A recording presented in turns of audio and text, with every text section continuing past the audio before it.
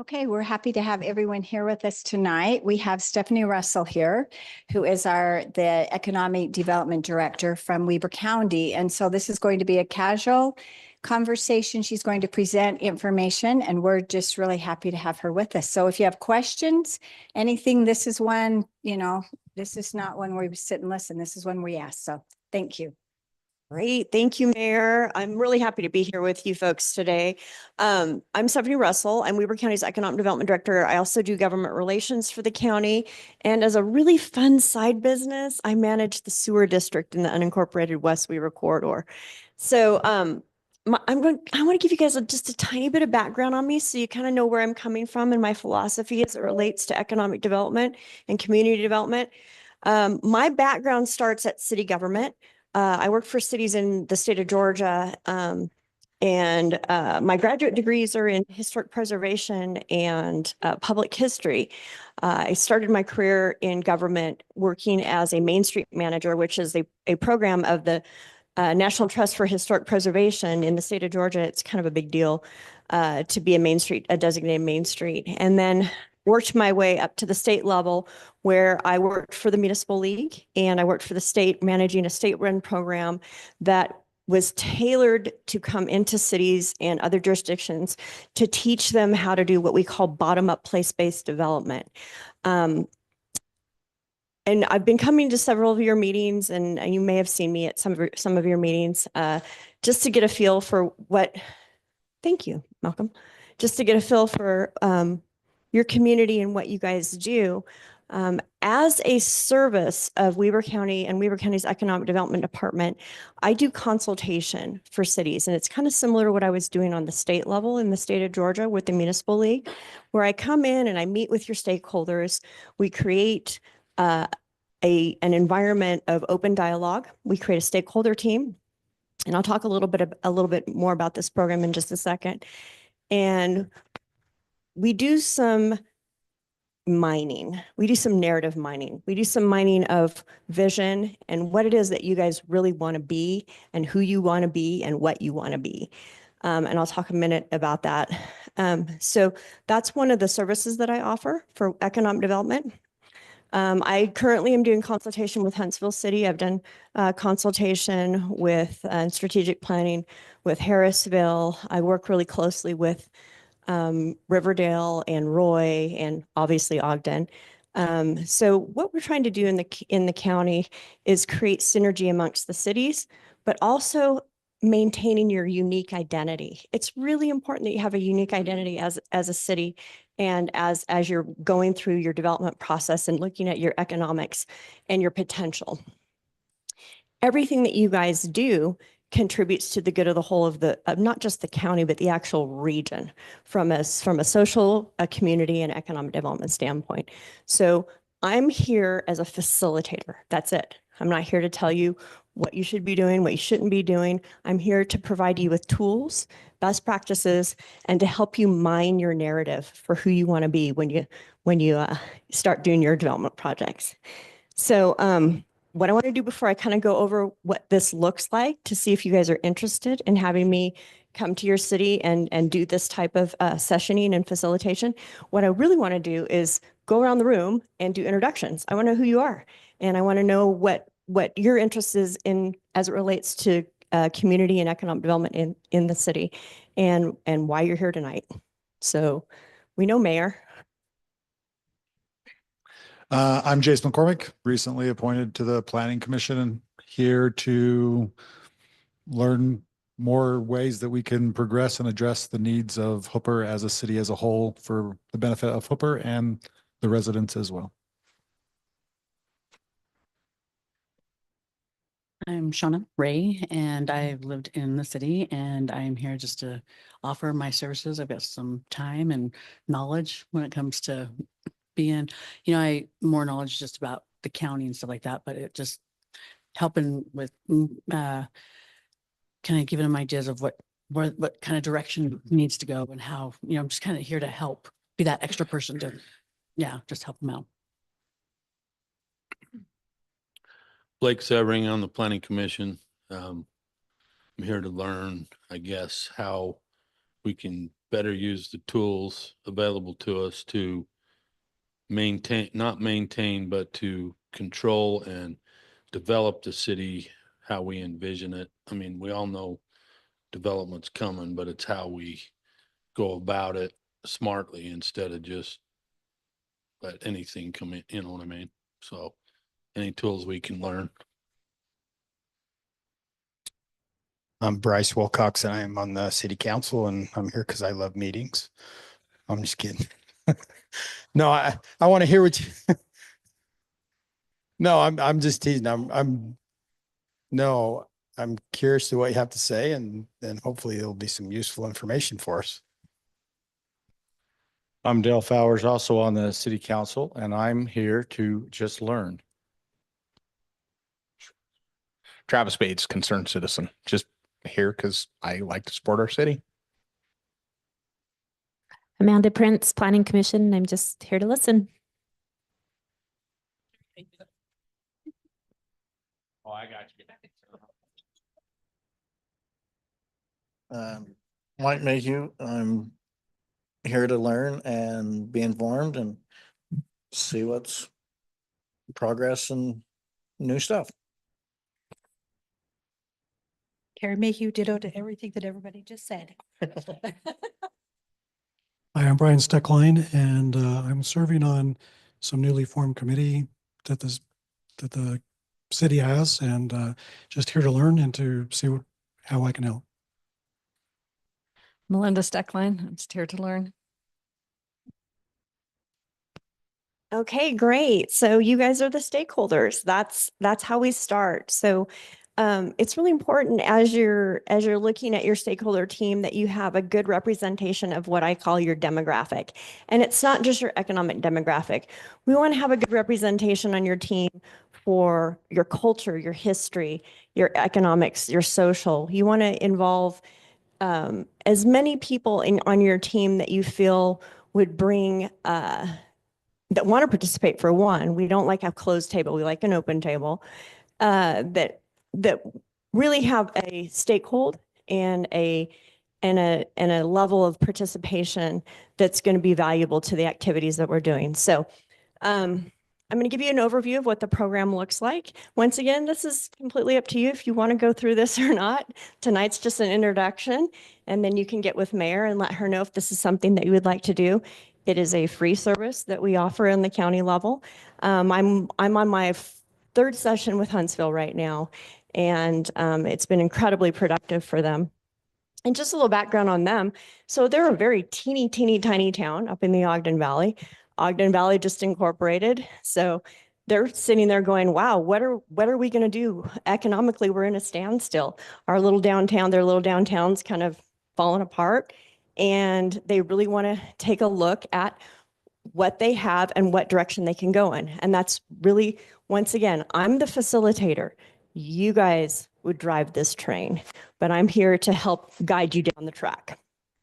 So this is kind of what the sessions would look like. I'll give you a little bit of an outline and then I'll pass these out. So first session, the most important thing we do is we talk about your demographics. We really deep dive into your demographics. Who lives in Hooper? Who are these people?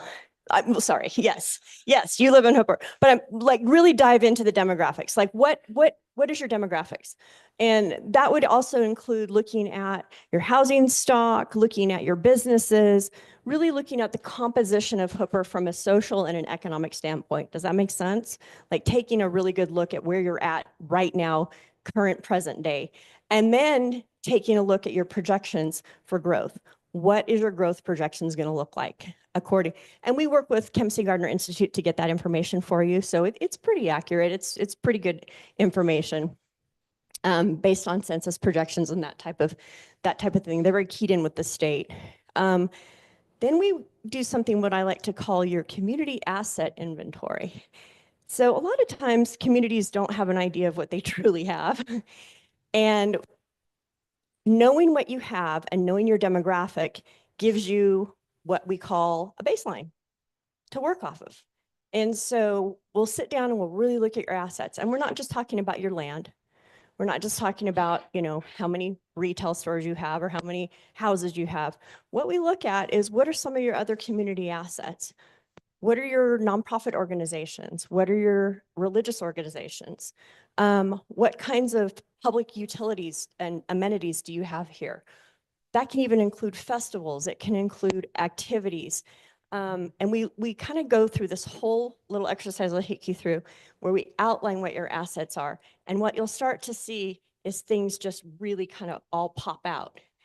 And those are the things that you'll want to start building upon. Or if there's something where you have a big gap or a hole, that would be something you'd want to talk about bringing in. So that's usually the first session. It's kind of simple, but it really gets the dialogue going. And that's why it's important to have a very diverse stakeholder team, because you want all elements of the community participating. And then we go into what's called visioning. We look at where you're at, where you've been, where you want to go. And we'll actually create, I know this sounds corny, but it's really kind of fun. We create a vision statement for your community. And once we do that vision statement, and once you guys all kind of agree on that, and this really does take the longest time because it's hard to agree on one vision statement. Once you guys agree upon that, we use that vision statement through the rest of the facilitative sessions. And what I'll train you how to do is use that vision statement in every development decision you have to make moving forward. So once we do that asset inventory, once we have a basic understanding of who lives in Hooper and what your composition is made of, we come to that vision statement. And then every decision as it relates to your growth and your sustainability, your current, future growth, all of those really hard decisions, particularly the decisions that the council and the planning commission have to make, those are all going to be based in this overall vision of what Hooper envisions itself to be now and in the future. So once we get through that visioning session, then we start getting into the real meat of learning how to do development projects. It's an art and it's a learned art. It's not something that we're born natural to do. It's not something that you can really just go take a class in. You really have to get in and get your hands dirty to learn how to do real sustainable development projects. And that's why we start with a vision. So we'll take that vision statement and then we'll start looking at your actual city, the actual layout of your city, and we'll look at your general plan. We'll look at your land use plan, and we'll start identifying areas of potential economic development. And that doesn't mean that it has to be just your standard development. It can be really creative. We can talk about really creative ways to bring economy into your environment. It could be something like a tourism attraction. It could be something like commercial development. It's going to have to fit the vision. And that's what it comes down to, is identifying potential properties that we can look at and start recruiting potential economic drivers onto those properties. And then after we do that, I will give you a crash course on how you actually do a real development project, start to finish, from design to funding to implementation to maintenance. And we'll go, and that's usually the fourth session. All the sessions last around 2 hours. And by that fourth session, we're going to have a project list that's prioritized. This is our number one project. This is what we want to go after. This is what we want to recruit. This is what we want to go after funding for. This is how we want this to look.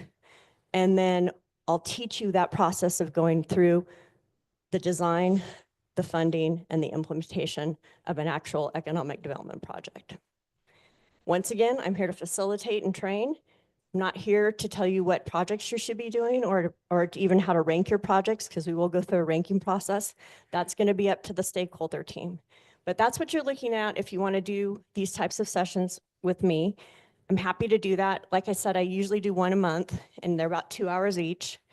So within a period of 4 to 6 months, you guys should have an actual plan that says, this is our vision. This is what we want in our community, and this is how we're going to go about getting it. Thoughts, questions, comments? I don't know if you need the microphone.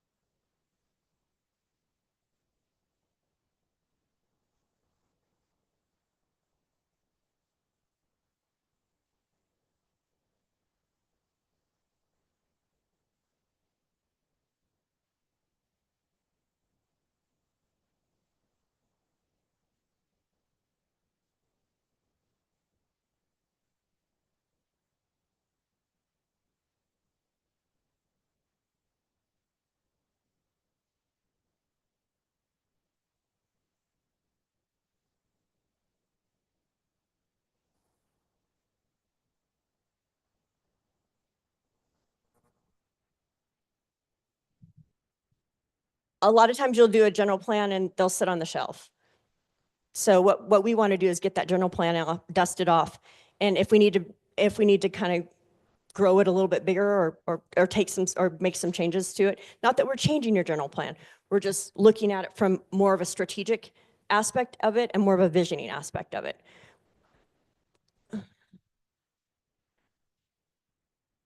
I mean, if it comes down to it where that's the direction that this stakeholder team wants to go in, that they want to do some amendments to that, that's up to you guys, but I'm here to help you implement that.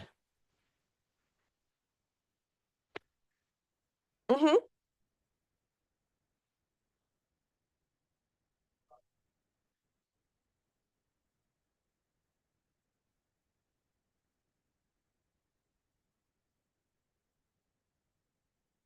So I'm going to take you to the point where you should be able to be autonomous, but as the county economic development director, if you ask my assistance, I'm not going to say no.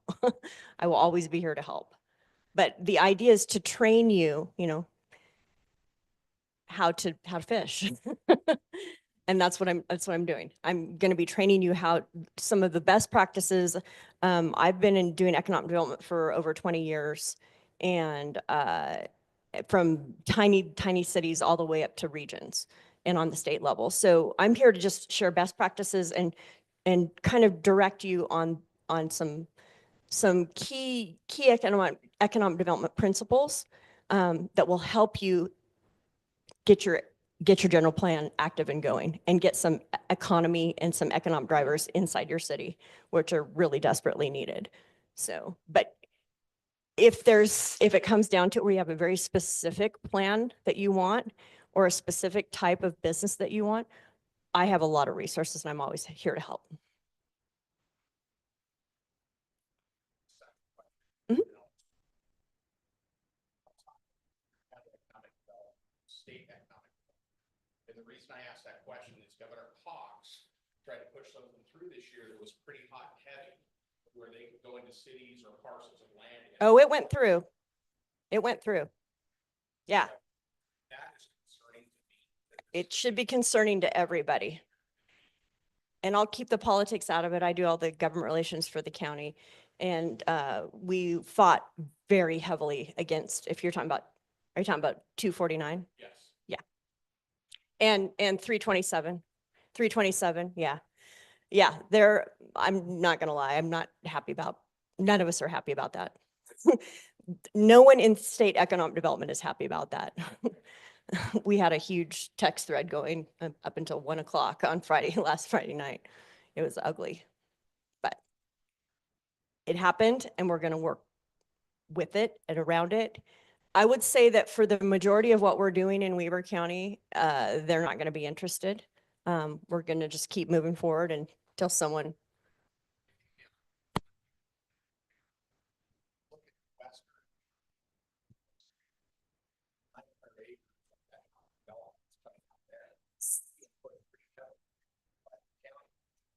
Are you talking about the? Yeah, so we're kind of, actually, because the inland port is there and we took those measures, we're actually protected. Yeah, so that's the only reason I'm not completely freaking out about 249. But yes, valid point. But yeah, you guys will be fine. Unless you want to build a nuclear facility. And if you do, I will show you how to do it. I will teach you how to build a nuclear facility if that's what you want to do. Oh, 249 and 327. Yeah. Yeah, they were a little overreaching. Yeah, check them out. They're not gonna make you happy. So that's really that in a nutshell. Happy to work with you guys. Once again, it's more of a commitment on your part. I'm here to facilitate and help train.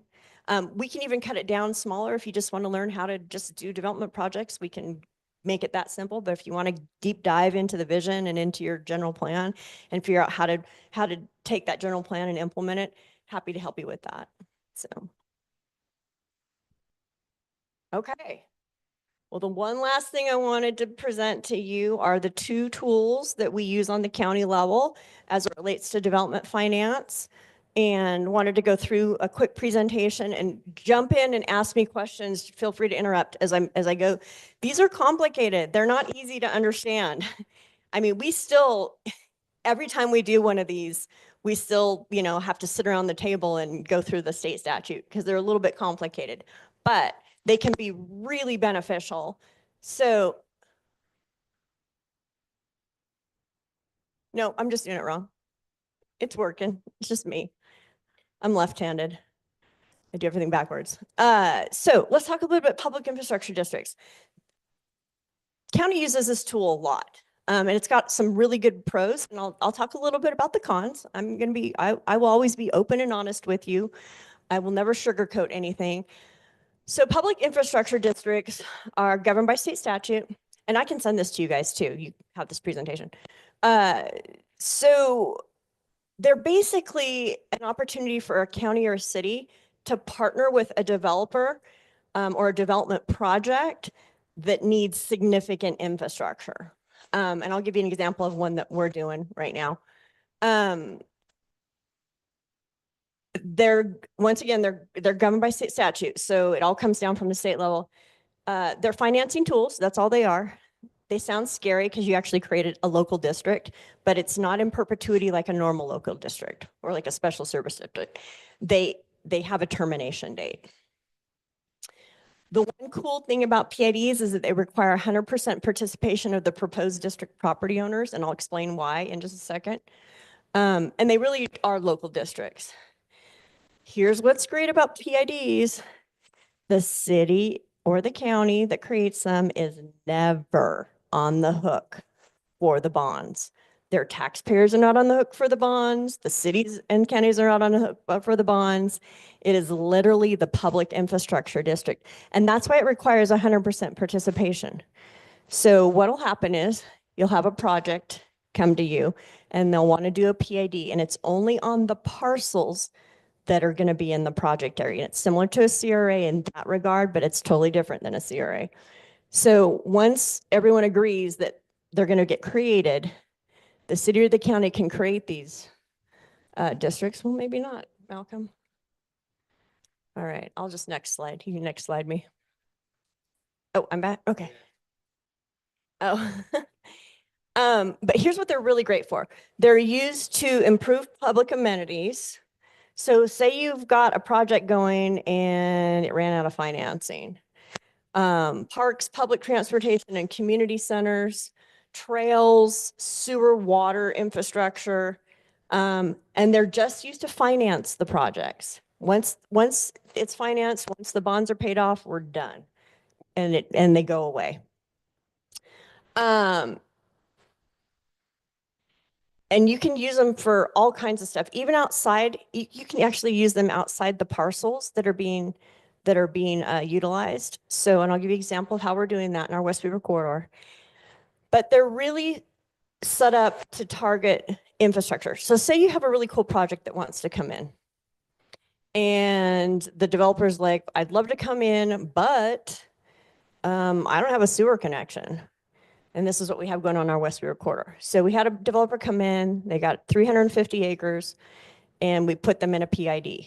So what we did as the county, we said, we'll create this PID for you, but you're going to put in a park, you're going to put in a water tower, and not just for your project, you're going to put in a regional water tower, you're going to put in a regional sewer and lift station line, and you're going to do all these road improvements on the public right of way. Then we'll create the PID for you. So we put that in their development agreement. Once the development agreement is passed through our planning commission and passed through our commissioners, then that comes to my committee, and we look over the development agreement, we look over the proposal for the PID, and then we make a recommendation to the commissioners, and then the commissioners create the PID. Once the PID is created, then the PID is independent of the county. It's their own district. They go to the bond market. They take out the revenue bonds.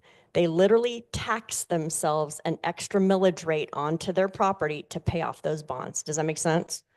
So county's not on the hook, just the PID. CRA, we have to go to all the different taxing entities and say, hey, are you willing to give up? Correct. PID? This actually goes out to the bond market, whoever the developer is on the hook for all of that. 100%.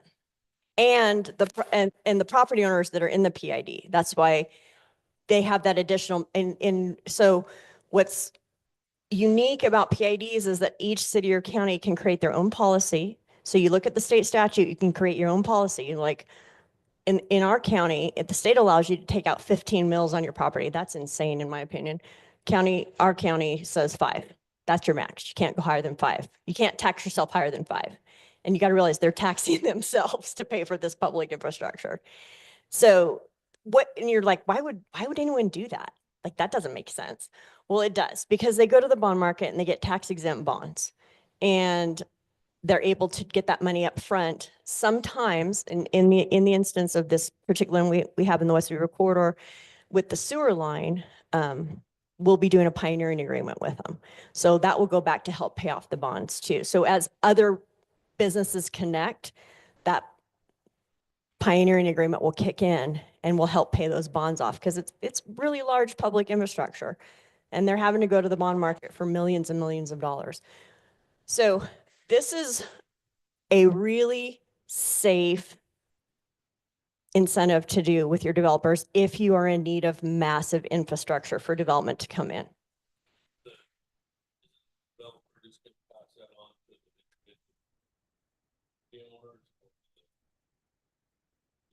They can, if they end up, if they're housing developers, yes, but we do, most of ours are industrial, and we will do housing. We're open to that, but there's disclosure that it has to be disclosed to the future property owners.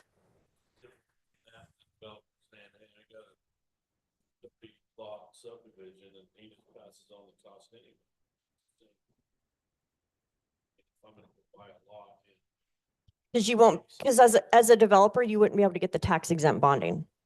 Does that make sense? Yeah. Yes, and you can usually get a better interest rate because it's backed off of a tax millage, a tax leverage. Does that make sense? Yeah, so they're basically junk bonds, to be honest with you. And there's a lot of investors that are interested in that because they're backed by an additional tax millage on the property. But you're correct about that. The property owners that come in, if you're doing a housing subdivision and they come in, they're going to have that disclosed to them, that there is an additional mill on their property until the infrastructure is paid off.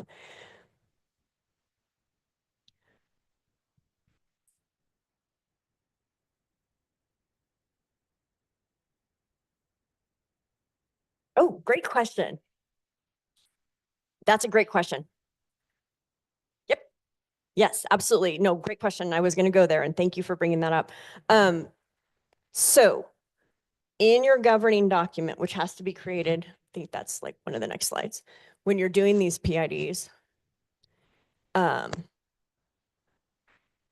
nope, I took that slide out. In your governing document, so before you create one, you create a governing document. In the governing document, it will list where the assets that are created by the PID have to go. And those have to be done through intergovernmental agreement.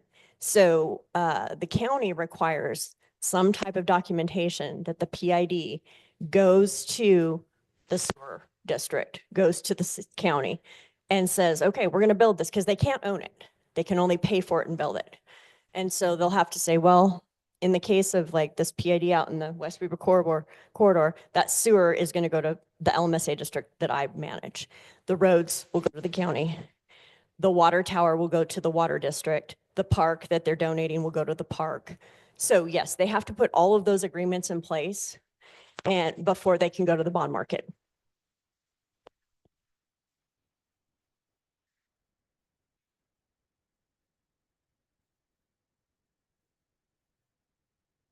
If the city agreed to take it and the governing body, there has to be a governing body, whether it be a park district, a sewer district, a municipality, a county. Yes, you would agree that you would take it, own it, and maintain it in perpetuity. No, the PID, think of it like this. It's just a finance tool. Once the infrastructure is created, it goes to the entities that normally would manage that infrastructure. But you have to enter into an agreement.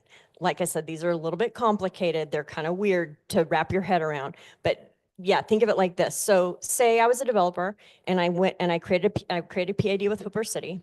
And I was like, okay, great. I'm going to build this road to connect into your main road or, you know, whatever. I'm going to build this sewer. I'm going to put this park inside this, you know, and then whatever else I agree to, trails, whatever. Well, I'm going to get with the park district and I'll be like, hey, will you take this park once I build it? And then we'll put an intergovernmental agreement together. And we'll do that with the park. Then I get with the city and I'm like, okay, will you guys take the roads and the sewer? Because you guys have a sewer district.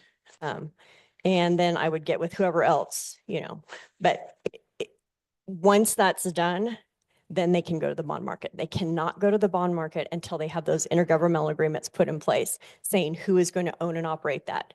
And then part of that agreement also is that it has to meet city code, state code, all the codes. It never supersedes any codes. So think of it just kind of as a way to upfront finance infrastructure and put the burden onto the developer. But yes, you would want to take that into consideration before you sign an agreement saying, yeah, we'll create this PID, but with the understanding that you'll take all that infrastructure, which is why you do a development agreement before you create a PID. So you do that development agreement with the developer before you even started creating the PID. That way there's already an expectation of what the city and what the other districts would be taking. Yeah.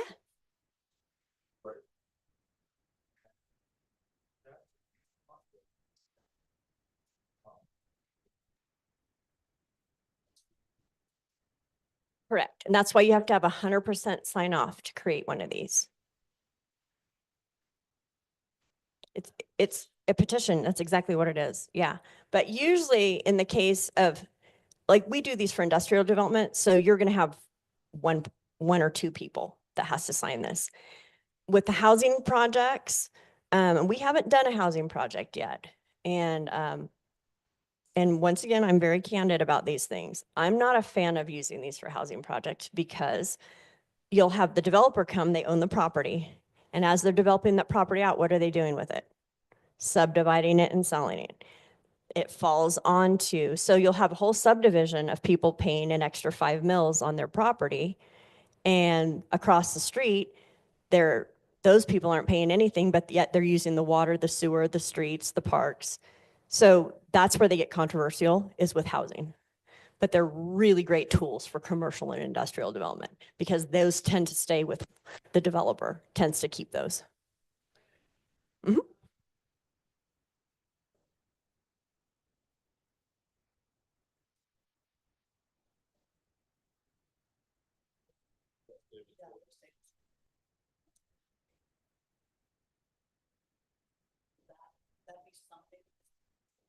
No, because that's a UDOT project.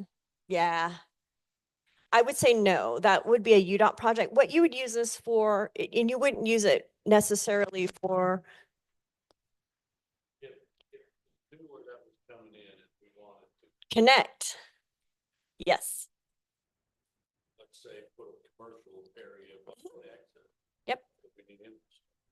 I would put that in your development agreement and create a PID and let the developers pay for that.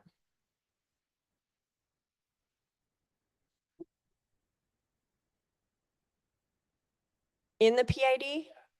So the city is the,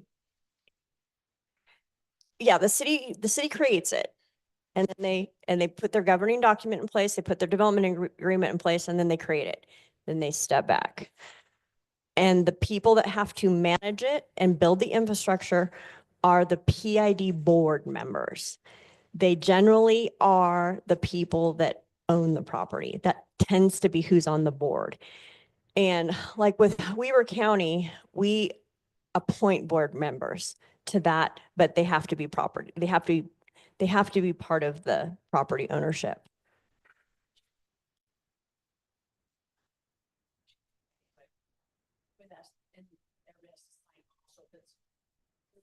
You know, maybe 5 people's land, I don't know, but then it's only 5 people that have to sign off. Correct. City. I just wanted to. And I'll have an additional 5 mils or whatever you guys agree on, whatever the city agrees on. These are good questions, guys. Property developers trying to push for a CRA. Is that incremental goes to all these county entities. That, if you go the PID route, all your infrastructure still gets built, but they're gonna pay a little bit extra on the developer side. Where does that incremental go? Does that go to the original agencies again? From day one, so. Yeah, it doesn't touch the increment. The PIDs do not touch the increment. So, your CRA, you could be deferred for 20 years. PID, you're collecting data. And if you do pioneering agreements, sometimes you can get those bonds paid off quicker. So in the case of a housing developer, and I'll talk a tiny bit about IFDs, which will address what you were bringing up. In the case of a housing developer, if you're savvy enough, you can get those PID bonds paid off quicker than and not have that burden fall into the housing. The new property owners of the housing as you're selling off your property, selling off the subdivisions. I know it's really complicated. I'm going to talk about CRAs. You can marry a CRA to a PID legally. I'll get to that in just a little bit once we're done with PIDs.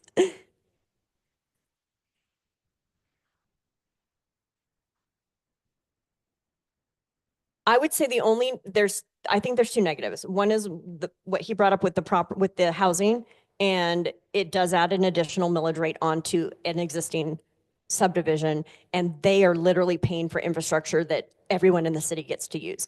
That can seem unfair. Just optically, it can seem unfair.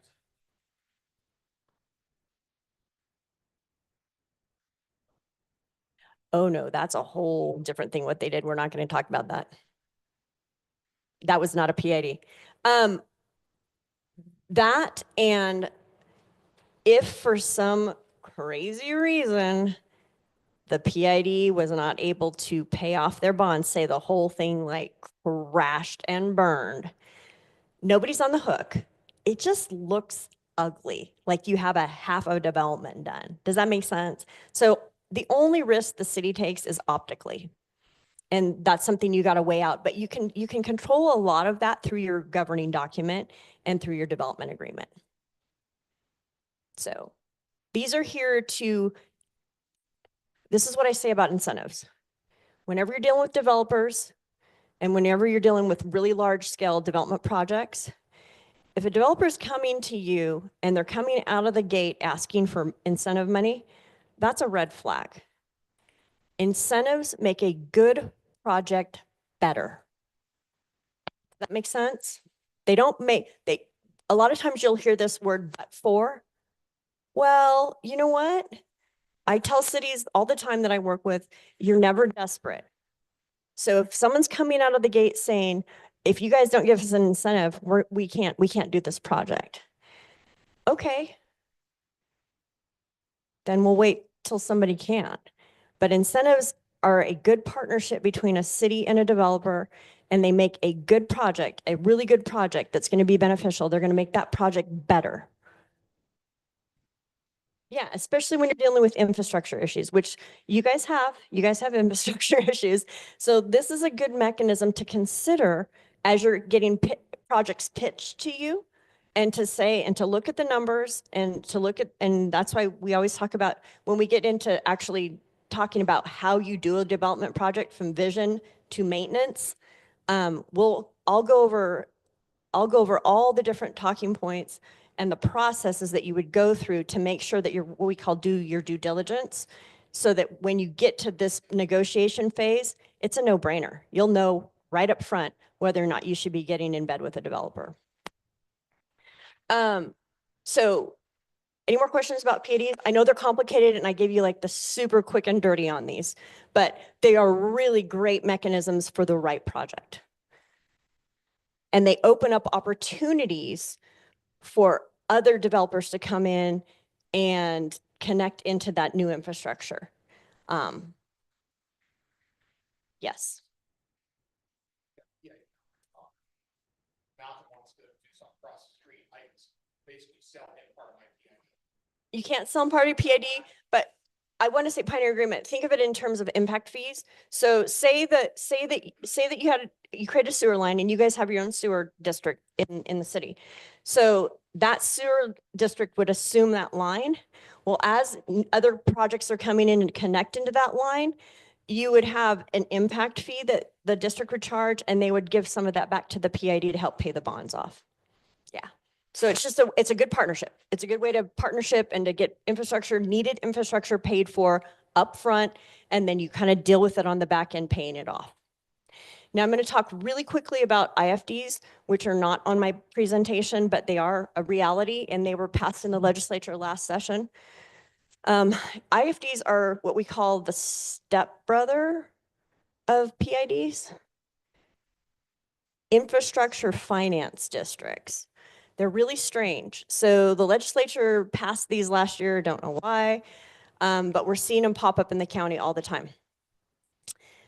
An IFD is the same thing from a finance perspective as a PID.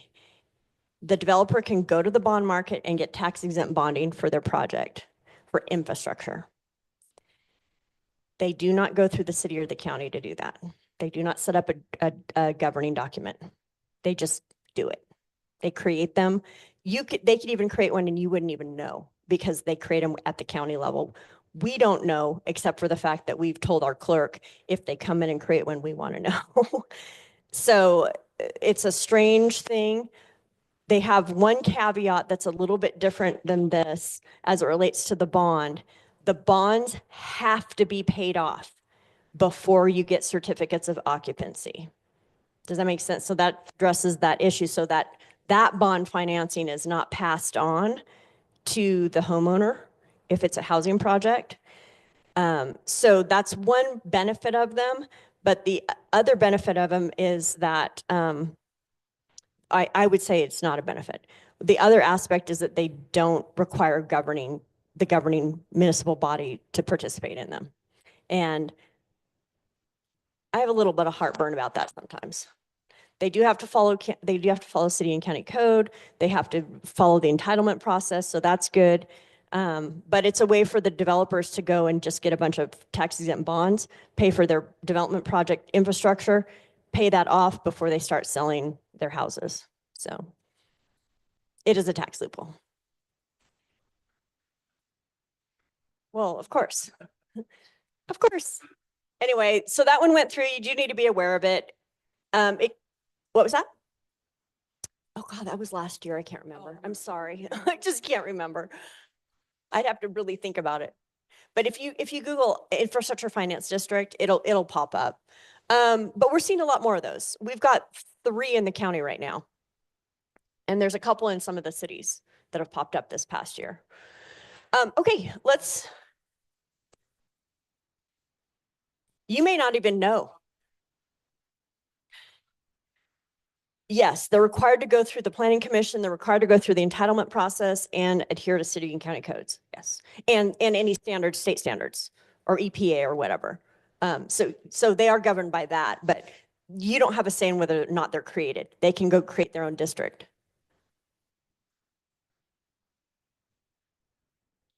How do they legally do it?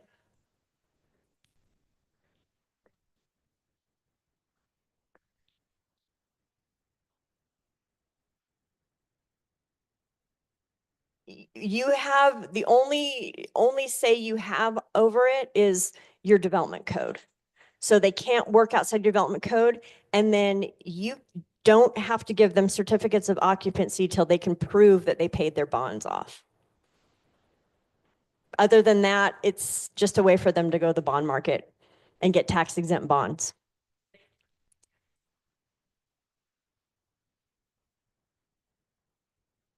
Not at all. No, it's so these types of bonds are they're revenue bonds, but they're really junk bonds, which means I'm an investor. I'm going to go buy these bonds. If they fail, I just lost a bunch of money. But if they succeed, I get a bunch of dividends. So yeah, that's why but it's like any project though. You can have any project come in and start and then not finish and just leave you with a big eyesore. It's just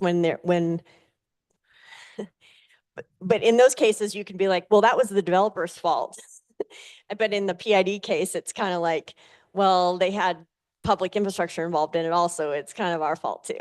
So there could be some optics. You could just have to be savvy with your development agreements. That's really what the main takeaway from these is be savvy with your development agreement. Tell them, we'll do this, but we want X, Y, Z, and we want it like this, and we want it given to us in this condition. So you put that in your governing document. So you have a development agreement and a governing document. So you have full control over that.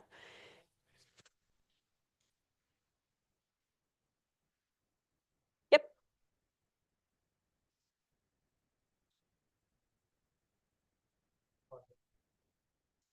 Mm-hmm. Yeah.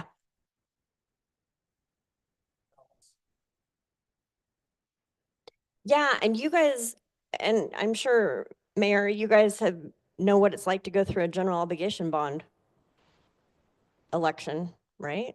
That's no fun. So this is a way to get projects that are mutually beneficial to the city and the community moving without having to go through a lot of red tape. And the liability is on the developer, not the city.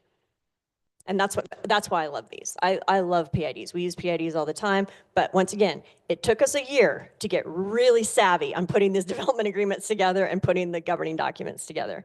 And that's something, if you decide that's a route you want to go down, we're happy to share all of our share our policies, our procedures, all of it with you, because we have one of the best ones in the state. Our bond attorneys wrote this legislation.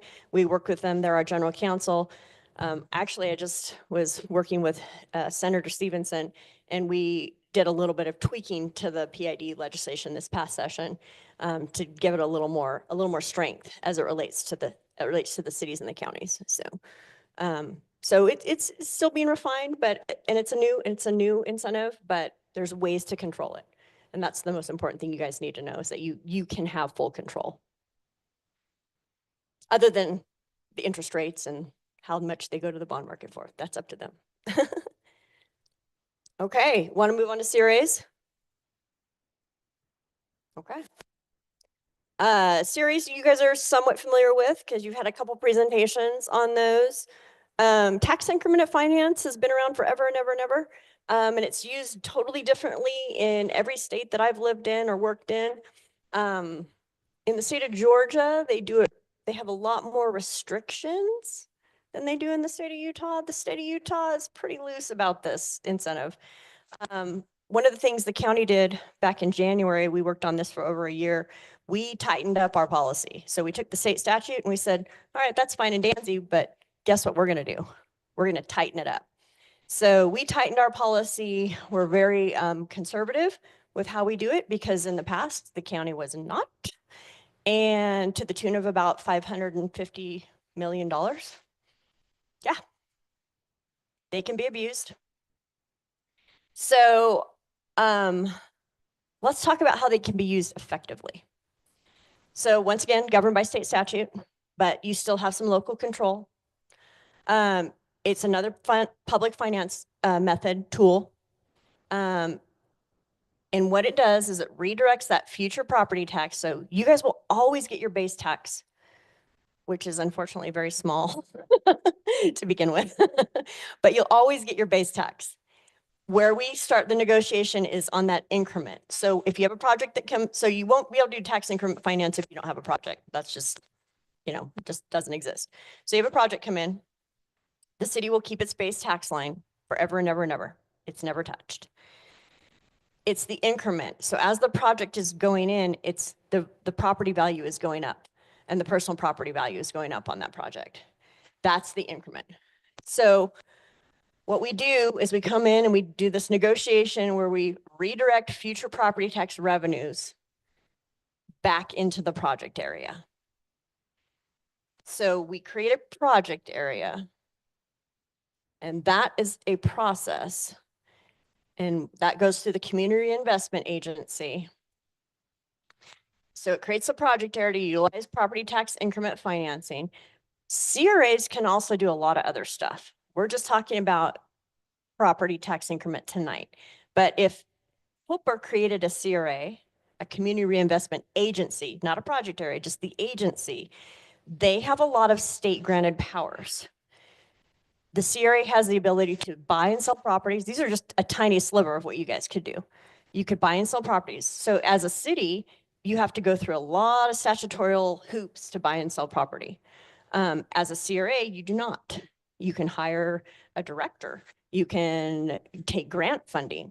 A CRA is like an authority, is like a development authority. So it has a lot of opportunities to leverage deals. But your project area is what we want to talk about tonight. So CRA, you might hear the term RDA too. Was changed on the state level I think 2016. So it gets confusing because you have a Community Reinvestment Agency, which is the elected body of Hooper. In our case, it's the 3 commissioners. They have to take off their commission hat and put on their CRA hat when they're doing business. So those meetings are all done very separately and they're not mixed together. They have to be done separately. So they're political subdivisions of the state. When we're talking about the actual areas, the project areas, they're created by the legislative body of a county or a city for the purpose of stimulating redevelopment and assisting with infrastructure. So a lot of cities, and this makes sense for a city more so than a county, a lot of cities will go in and say, okay, we're going to create this CRA, and they just designate the area, go through the legal process of creating a project area in advance of a project actually happening. I don't like that for the county because it's not, we deal with it on a project by project basis. But a lot of the cities in our county have come in and created their own, particularly Ogden, like almost every block in Ogden is in a CRA. You can do that if you want. It's a lot of work. I would recommend that you wait till you actually have a project and a specific project area before you go through the process of doing that. Because your project, the way that you want to structure your incentive is going to be based on the project that you're going to be having in that area. Whereas instead of just saying, well, in future, we'd like to see this, so we're just going to make this area. That doesn't make any sense because you want to be able to really leverage that tax increment to the best of your ability. And you can't do that if you don't have a pending project. That's just my thought process. It may not work the same for every city or every county. But that's how it works in my brain. And we've set our policy up to do that. We basically have said, you want us to create a CRA in the county, bring us a project. And then we're going to assess that project financially. And we're going to see where we call the delta. Where's your delta? And we're going to specifically look at your infrastructure delta. Great. You want to come and be here? That's fantastic. We're glad to have you. You want some of your tax increment back? Great. Well, what are you going to use it for? And in our policy with the county, it is very specific what you can use that tax increment for. State, not so much. The state actually kind of leaves it up to the city or the county to decide what they want to do. So you literally can take tax increment and say, hey, Mr. Developer, we really want you here. You, nobody else. And we don't want you going over to West Haven. We want you here in Hooper. We're going to give you as an incentive for your own pocket an extra 10 or 15%, or in some cases 50 to 75%. So that's allowed. It's not illegal. Is it a best practice? Heck no. No, it's not a best practice. But what we like to do is like, hey, Mr. Incentive, Mr. Developer, we're glad you're here. It looks like you need a new gas line that goes to your development project. And it looks like you're going to have to put in a little more infrastructure than what you thought you were going to have to put in because we want it. So we're willing to give you 50% of that tax increment back, but you have to show me at the end of each year that you put it back into infrastructure. That's what we require on the state, on the county level. So we're really savvy about how we do our tax increment. We haven't been in the past, and I'm just going to be honest, and to the tune of $550 million. Yeah, exactly. So your governing board of the CRA is the current members of the legislative body. So that'd be your mayor and council. And once again, you guys have to say, here's another thing too. You don't ever have to do these incentives. So if you have a developer that is pretty much demanding it, you don't have to. This is up to the city council and the mayor if they want to do these. So the CRAs administer the tax increment. So you make the deal. The CRA board makes the deal. They create a project area, and that is adoption through resolution. If you've never done one before, happy to share the process. It's complicated, and it's a big public process that has a lot of steps. We actually have a lawsuit against us for one I created recently. It's just complete misunderstanding, but they're easily misunderstood. And the community members where we created it were really upset about it, Ogden Valley. And we're going through a process of explaining to them, we did not break the law. We actually did it correctly, but it's a complicated process, not kidding. So we're always happy. I say that after I just tell you we're getting sued, but we really do know what we're doing. Always happy to share our process with you. Under the current statute, the CRA negotiates the amount of foregone tax increment through interlocal agreements. This is what you were talking about, Travis, with each taxing entity. So I have to go, when we create a CRA, I have to go to the school district. And this is another reason why I don't just create crazy areas, because I have to go to the school district, the fire district, sometimes the water district, sometimes the sewer district, depending on the deal we're trying to make. And I have to go negotiate for their tax increment. So I go and say, hey, guess what? We got this great project. It's going to bring in this amount of jobs. It needs this infrastructure lift, and it's going to bring in this amount of capital expenditure. This is what you guys are going to get. This is what you're currently getting without the project. And then this is what you're going to get with the project. And then we'll say, we're asking for, our districts around here only do 50% for 10 to 15 years. So we don't even go in more than that.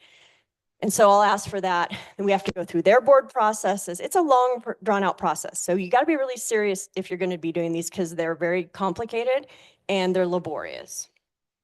So the CRA, and in this case, I represent the CRA for the county. I go and negotiate the amount of the tax with the different taxing entities. And sometimes I don't get it. Sometimes they say no, and I have to come back and we have to renegotiate.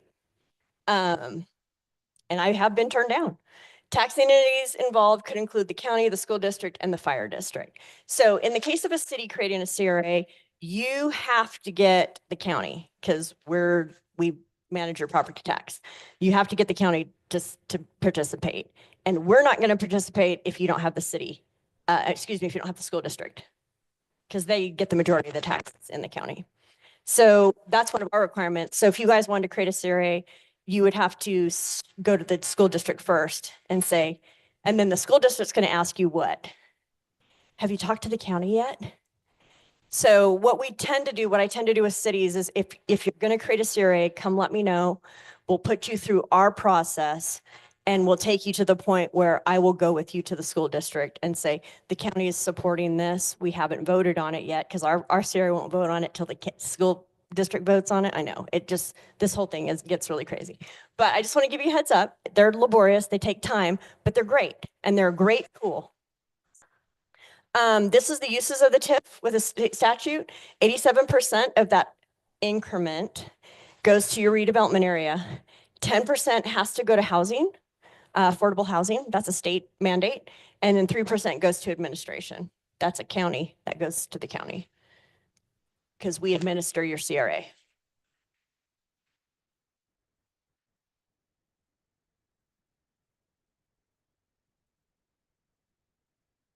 That's negotiable. All of that's negotiable. So I'll just tell you, the school district and the fire district, they have a policy of 50 years. Oh my gosh, 50% at 10 to 15 years. So does the county. We do 50% at 15 years. If you can show us that you need that extra infrastructure lift, and I'll just use your lift station as an example. So we would entertain if you guys came to the county and said, truly, we're going to be using this money for this lift station. I would go to the commission and say, let's give Hooper a bump. Let's bump them up to 75 to get that lift station in. So that's all negotiable. But there are policies that kind of dictate where you start.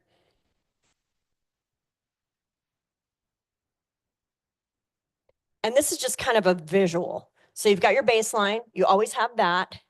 And then your project begins and your increment starts accruing. And your increment's rebated. So the project area pays their taxes to the county, then we cut a rebate check directly to the city CRA. So it doesn't go to the developer, it goes to the city CRA, then you guys disperse it how you need to disperse it, whatever deal you've made with the developer. So once again, the CRA has a lot of power and you maintain that power, the city maintains that power. Sure.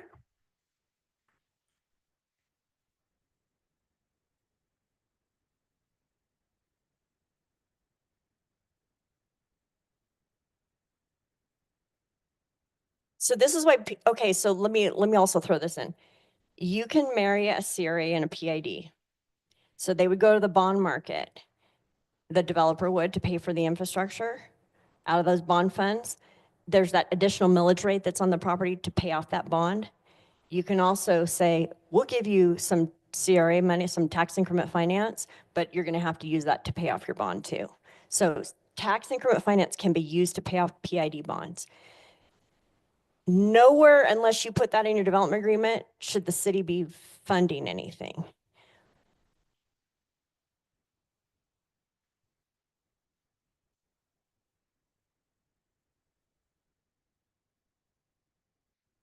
That's up to your development agreement.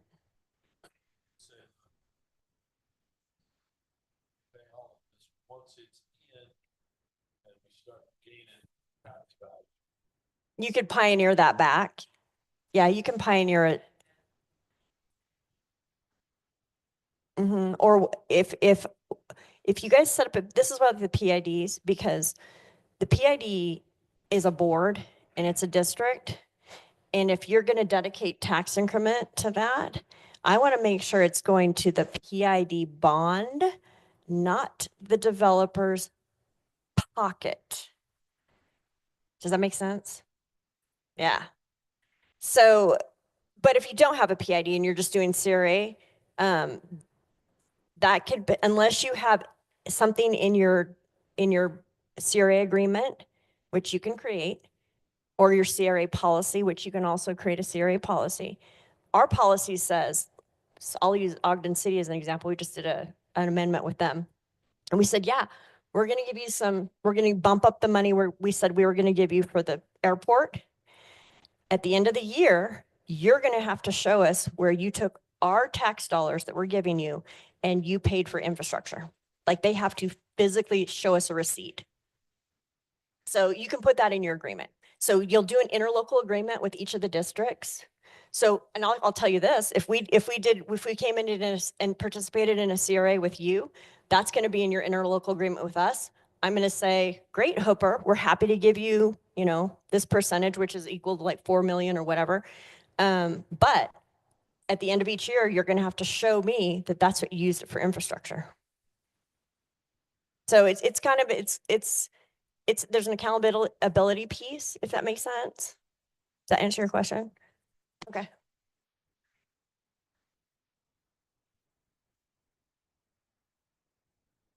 Yeah.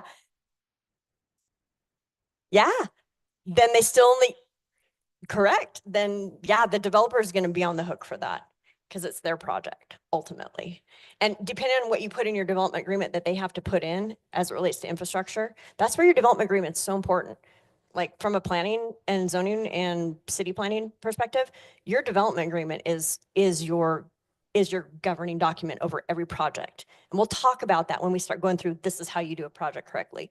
Your development agreement really is the key to getting what you want and holding that developer accountable. The county even puts things in like escrow accounts in their development agreements. Like, well, you're going to have to put an escrow account of $1 million on this. If that's really what you're going to do, we actually do that. We require the developers to throw money down into an escrow account in case they bailed out. And we had to go and clean the site up or something. So there's ways to leverage that. Agreed. See where a developer want as much as now they're levying an extra tax, whether it's tax free or not, on their. Yeah. What would be the benefit to a city of using a CRA? I guess I can see if there were multiple property owners, like downtown Ogden, if you've got a 12-block radius. Sure. You're trying to buy up properties, redevelop them, and do all that stuff. I can see that being beneficial, but for an empty chunk of ground. So Hooper, what's beneficial for Hooper, you guys are going to get that baseline value, which is not very much, always. That tax increment, you're not going to get any of that unless you negotiate it. So that's coming from the school district, the fire district, the county. We're getting the big chunk of your property, of that development project. We're getting the lion's share of that property, of that development project. Does that make sense? You guys aren't. Your tax rate in your city is so low that you can bring in a really great development project, but it's still not going to be close to what the county and the school district's going to get. The CRA, the PID, it's different because you aren't losing anything. And if you just did a PID, you would get 100% of that increment. So of your increment, not the county, not the city, not this. I'm sorry, not this school district. District, fire, and everything, they Yeah. would rather do the PID as well, because they don't have to give that tax. Yes and no. So I know. Sorry. I'm sorry, you guys. It's these, I told you, I warned you, these are complicated. They're complicated incentives, but if you structure them right, they're really beneficial. So in unincorporated Weber County, we have a lot of greenbelt property. You know what that means? I got properties that are like 500 and 600 acres that pay $1,300 a year. So that's my baseline. Yuck.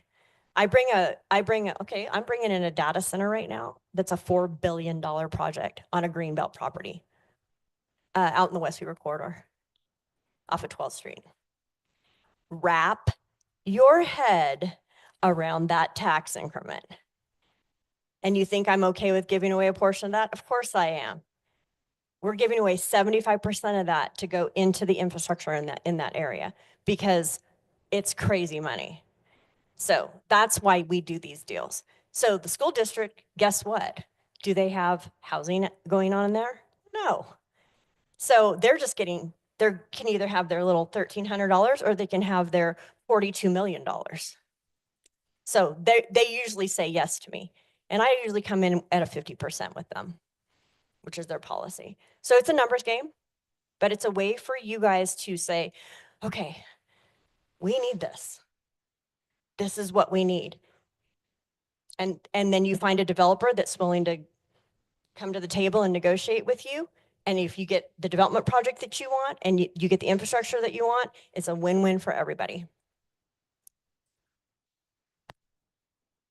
Risk?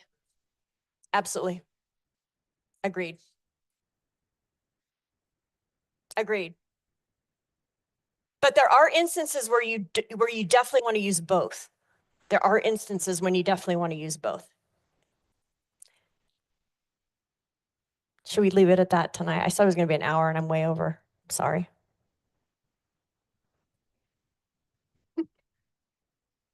Yeah.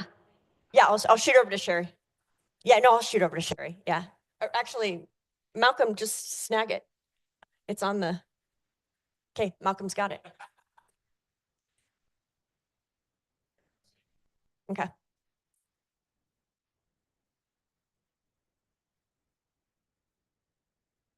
That is really vague in the state statute. So I'll tell you, we're using the Nordic Valley one that we just did. They're using it for employee housing. So we're actually going to give it back to them and we put in their development agreement, they had to build 30 units of employee housing. And so we're letting them have that back. And those are all things that can be negotiated. Keep that in mind. Everything's negotiable. It's all negotiable. Cool. All right. You guys want to go home and get dinner? I do. I haven't eaten today. It's been one of those days. All right, Sherry, unless you guys have any other questions. Okay, so then I guess maybe I'll have. This is just a generic summary of the facilitated planning that I do. Taylor, how we can, but this is just kind of a generic outline of what I do.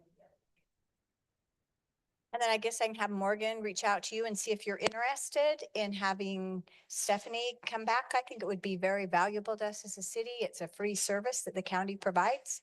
So we'll be in touch.